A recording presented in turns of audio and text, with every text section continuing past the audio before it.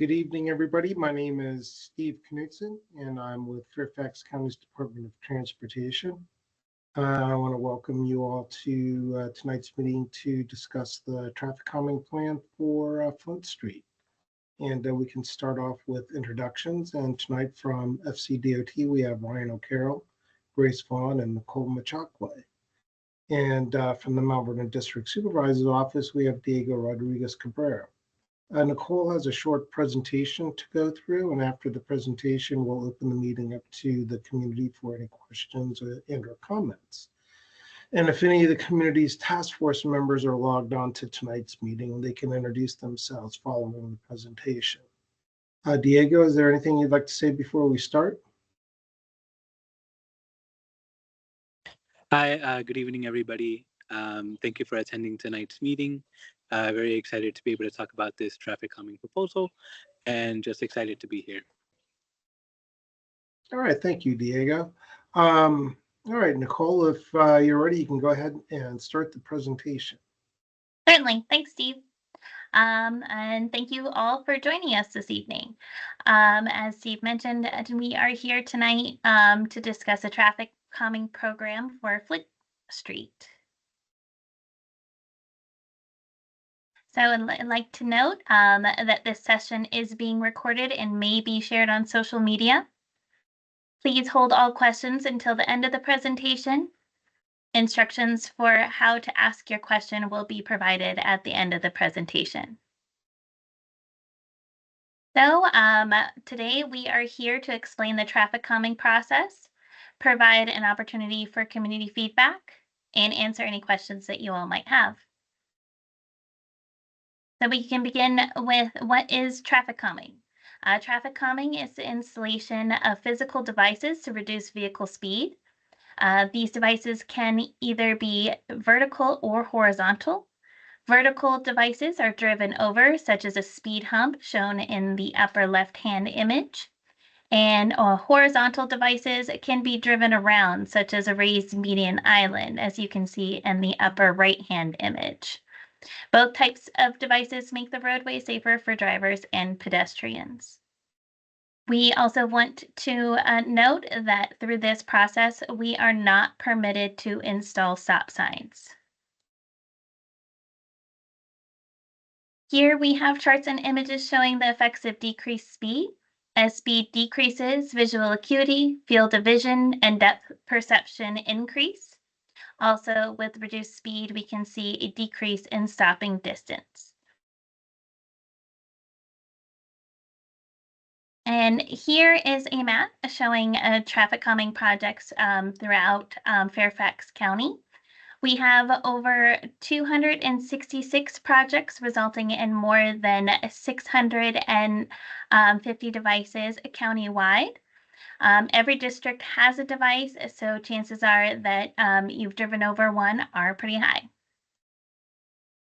FCDOT and the District Supervisor's Office collaborate with citizens and all these community-initiated projects. So the upcoming program can be broken into 5 steps. Step number 1 is project initiation. Step number 2 is plan development. Step number 3 is community engagement. Step number 4 is ballot phase. And the final step, step number 5, is project installation. So all traffic calming projects are community initiated. The process begins with the request the community to send to the supervisor's office. Once the request is received, FCDOT will complete a basic eligibility review. And if FCDOT will, or then if it meets the eligibility requirements, FCDOT will conduct a traffic study. If eligibility and traffic study requirements are met, the community will then form a task force. To meet basic eligibility requirements, the roadway must be VDOT maintained, have a 25-mile-an-hour speed limit, be functionally classified as local, collector, or arterial, and if it's a collector or arterial, it needs to be a residential street. And as for the traffic study, for the volume criteria, we need between 500 and 6,000 vehicles 24 hours, both directions combined. So for Flint Street, the volume we had was 597 vehicles, which means we met the volume criteria. For the speed criteria, the recorded 85th percentile speed needs to be greater than or equal to 35 miles per hour. So what this means is that 15% of vehicles need to be traveling 35 miles per hour or greater in at least one direction of travel. So the 85th percentile recorded on Flint Street in the northbound lane was 38 miles per hour, and the southbound lane was 34 miles per hour. So we met the speed criteria in the northbound lane. The next step is plan development. FCDOT will conduct a site visit in the field in order to develop a draft plan. Once a draft plan has been developed, FCDOT will meet with the task force to obtain feedback and amend the plan if necessary. Once the task force is satisfied with the draft plan, property owners directly adjacent to the proposed measures will need to sign off on the placement of the devices in order to move on to the next step. There are device placement requirements for vertical devices. Device must be a minimum of 300 feet between measures and from existing stop conditions, a minimum of 150 feet from an intersection, a minimum of 150 feet for continuous sight distance, and it has to fit on the existing roadway, so we have to take into account of any driveways, manholes, utilities, and also have to account for the grade of the road. So based on those requirements, we created a field map that gives us an idea of where we can place a device. Highlighted in green are possible locations on Flint Street. And after reviewing the field map, we then conduct a field review to see if the device can fit on the existing roadway. So based on the available options and the site visit, FCDOT is able to propose 2 speed tables on Flint Street. The addresses that are listed in the blue boxes are the ones who signed off on the adjacent property forms because the devices were or are directly adjacent to their property. So here we have a speed table schematic. So the speed table is going to be 22 feet long and 3 inches high at center. It also includes white chevrons in each travel lane and speed hump signs with a recommended speed of 15 miles per hour on each side of the speed table. So moving on to step 3, which is community meeting, where we are here today. This is where FCDOT presents a plan to the community to obtain feedback. And based on that feedback, the task force will decide whether they want to amend the plan or proceed to the next phase. If the task force decides to move forward, we will then move to ballot phase. So step number 4, ballot phase. Each occupied property in the ballot area will receive 1 vote and send it directly to the district supervisor's office. The ballot period will be open for a minimum of 3 weeks. And the supervisor's office will tally the votes and notify the task force of the results. Here we have an example of the ballot. The proposed devices will be listed on the ballot and the community will be voting on the entirety of the plan. The task force is responsible for distributing the ballot packages to everyone in the ballot area. There are 3 ways to return your ballot by the deadline. So 1, you can mail your ballot directly to the supervisor's office. 2, you can hand deliver it directly to the supervisor's office. Or 3, you can email it directly to the supervisor's office. Please note, all ballots must be turned directly to the supervisor's office using one of these 3 methods. Any ballots collected by the task force will not be counted and will be discarded. So here we have the ballot area map for Flint Street. There are 26 ballots. In order for the proposed plan to move forward, we will need greater than 50% of all households to vote in favor. So what this means is that we will need 14 yes votes and for the plan to move forward. And if we get the required number of yes votes, we can go ahead and move forward to step number 5, which is project installation. The traffic calming plan will be presented to the Fairfax County Board of Supervisors for endorsement, and the resolution will be sent to VDOT. Once endorsed and VDOT accepts the resolution, FCDOT will work with the Department of Public Works and Environmental Services to schedule installation. And then finally, the traffic calming measures on the plan will be installed. So there are next steps that the task force will need to make after tonight's meeting. One, the task force needs to determine and notify Fairfax County if they would like to move forward with the presented plan. 2, the task force and the supervisor's office will decide and notify FCDOT if ballots in the ballot area are to be distributed to the property owners or occupants. 3, the task force will receive the ballot cover letter and will complete the form as directed by FCDOT. 4, the task force sends the completed ballot cover letter to FCDOT for approval. Once approved, they will then receive the verified ballot package for it to distribute.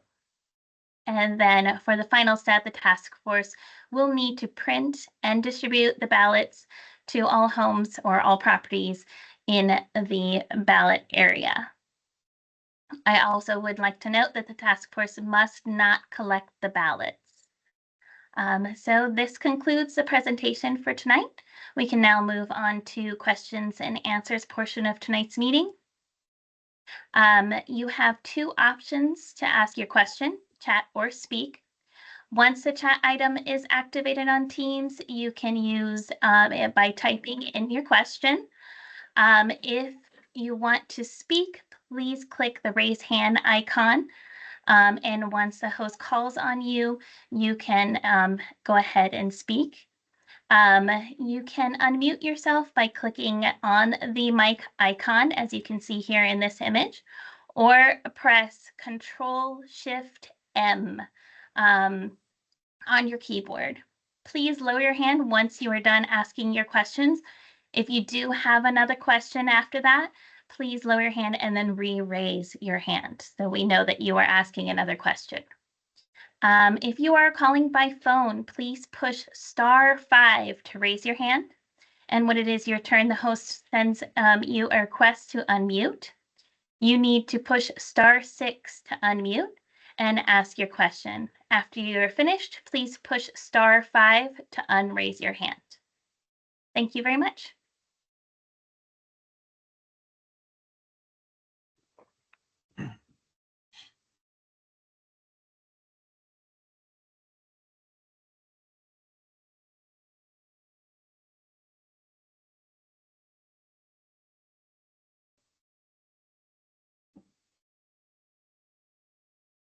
Okay, I see a hand from 2168. If you want to unmute yourself, or the number ending in 2168, if you want to go ahead and unmute yourself, you're good to ask your question.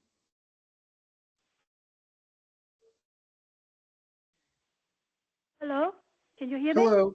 Yes, we can. Yes, I have a question. Since we call instead of joining online, I would like to know where the proposed placement of the 2 speed tables going to be located at. Okay. So as you're coming off of Pohick Road and coming down Flint Street, the first device is going to be adjacent to the back end of the Jehovah's Witnesses property before you reach the edge of the property of 7920 Flint Street. And then the cross address, the address across the way there is 8655 Pohick Forest Court. So it backs up to that address, 8655 Pohick Forest Court. Then the second property or the second device is going to be between Redmond Street and Scott Street, and it's going to be adjacent to 8005 Flint Street and the property of 8701 Redmond Street. So it's about 150 to 200 feet south of the intersection of Redmond and Flint. Okay. Thank you. Okay, you are welcome. Thank And you. also, we do have the presentation that we did go ahead and send over to Diego at the district's office. So if you are unable to see this presentation, just reach out to him and he can go ahead and share the presentation slides with you as well. All right. Appreciate it. Thank you. You're welcome.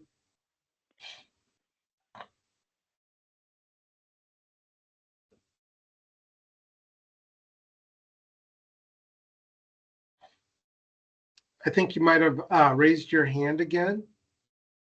Do you have another question?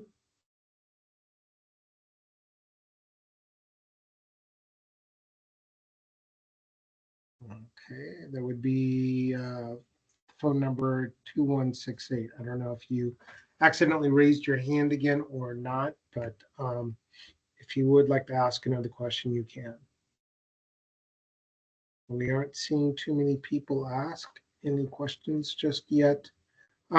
We probably would like to meet again after this meeting to discuss with the task force the ballot process.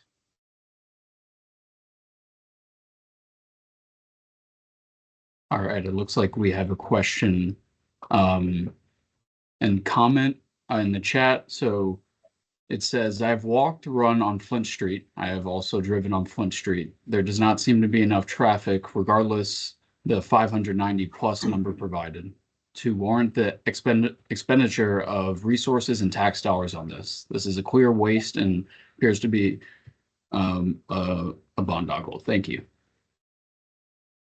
All right, thank you for your comment.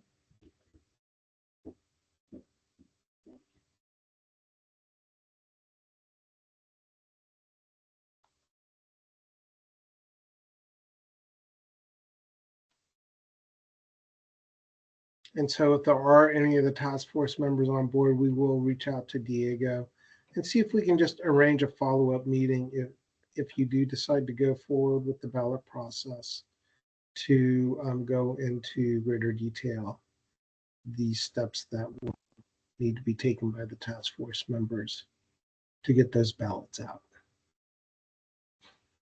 And that's if you decide to move forward to the ballot phase, we would just have a phone conversation with you to discuss those steps.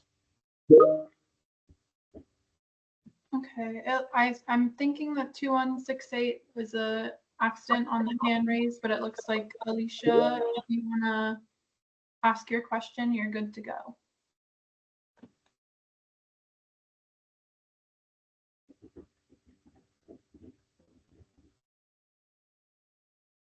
Hi, I just wanted to thank you for the presentation, Nicole, and also thank Diego for his guidance through this process. And I guess we'll meet again to talk about the ballots and how that process will work. Okay, yeah, I mean, it would just be a short meeting.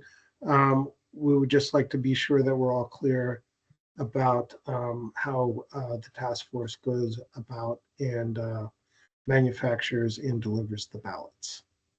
If that's okay.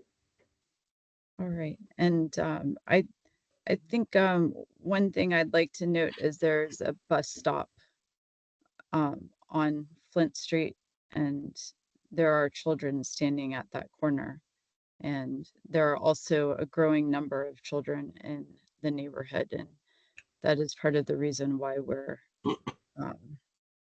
we were supporting this measure because it would be nice to be able to let them walk to their friends' houses without the cars speeding by them, as they have sped by me so many times as I was walking around the neighborhood.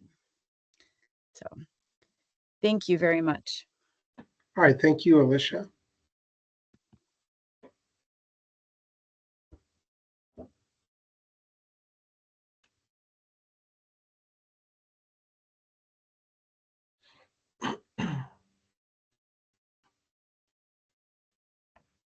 And we did touch on the fact that it will be up to the task force and the supervisor's office to determine the reception of the or the delivery of the ballots. I'm assuming that the ballots would probably go to the homeowner, but I don't know for sure. And if the task force does need help with mailing addresses for property owners that do not live on the given address, we can do that.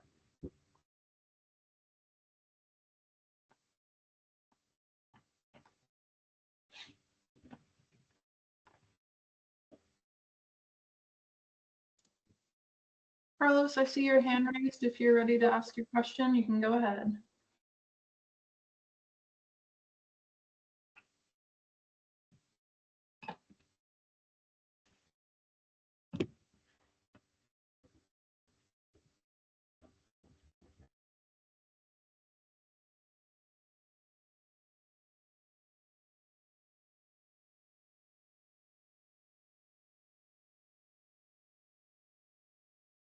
Carlos, it looks like you're still muted. If you want to try again, I could go ahead and I'll put the slide up on how to unmute yourself. If Control-Shift-M does not work, feel free to write in the chat if you cannot get your microphone to work. Also, I would double check the settings just to make sure it's linked to the correct microphone off of your laptop or computer.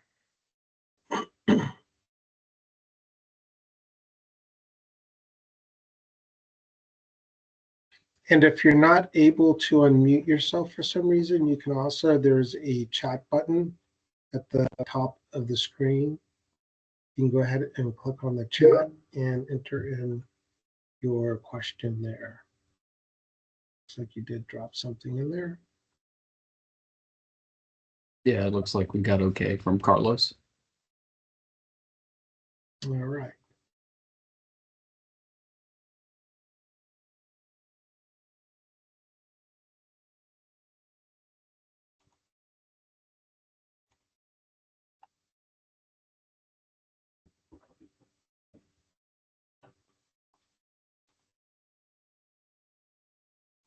And so Nicole does have up on the screen right now the ballot area for this particular project.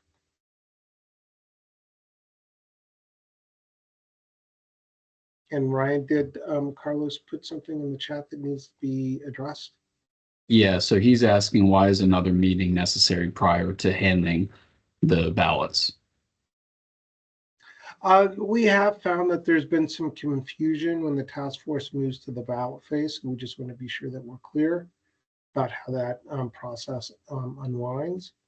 So we just want to meet with the task force members and whomever might be helping with that ballot process about how those ballots need to be manufactured and mailed out to the, or delivered out to the ballot area. So it's nothing that, we, want to impose on the task force, but we do feel that it could be informative to make sure that we don't hit any bumps in the road at the last second. I guess I should use that particular comparison, but to make sure that we don't come across any issues as we go through this end process.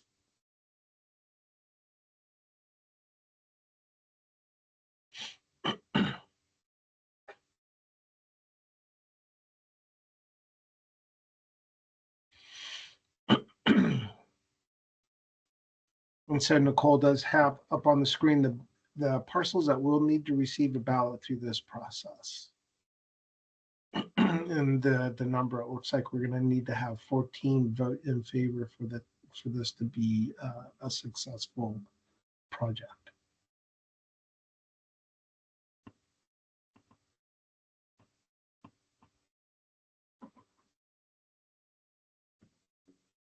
And as stated earlier, we are recording this session, so we're this meeting.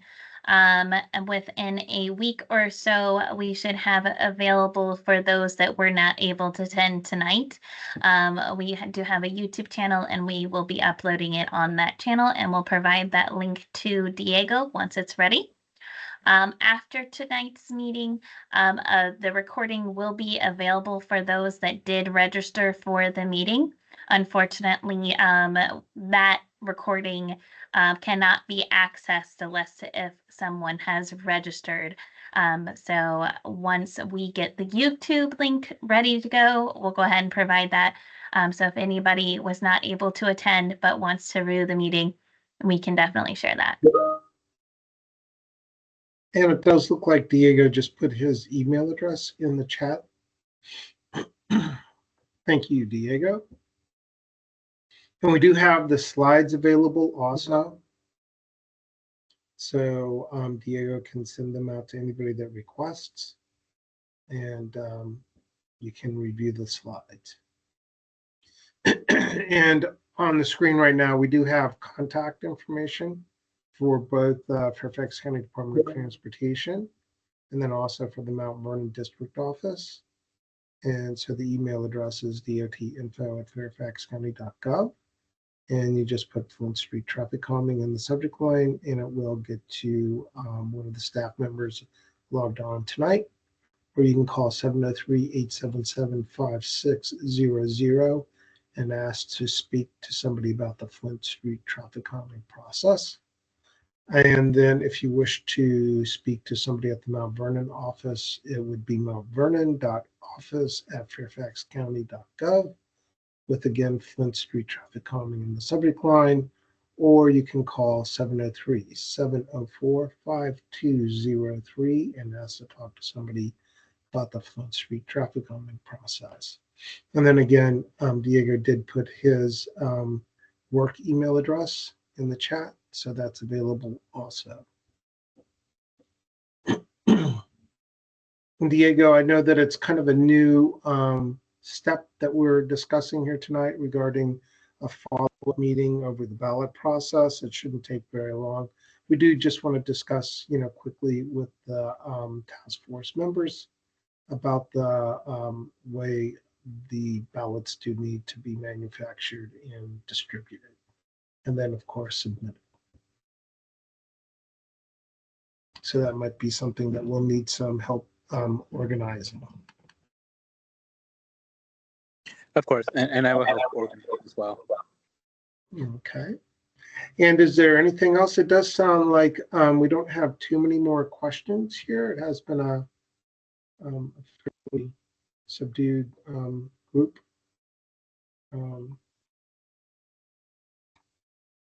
So if is there anything that you would like to add? Yeah, just like, Go ahead. oh, no, you go ahead. That's fine. Okay, I was just gonna say, it looks like that we do have people coming and typing in the chat. And I'm not sure, Carlos, you have your hand raised again. Feel free to try to get it to unmute again. I wish we could help you on our end. If not, feel free to type in the chat. Yeah, like Steve said, Diego put his email in the chat. He said email him with additional questions or concerns, or even to get access to tonight's slides. Looks like we just got a comment from Alicia. Sounds good. We'll schedule something or meeting ASAP. And then Carlos said that Alicia is trying to type something. So yeah.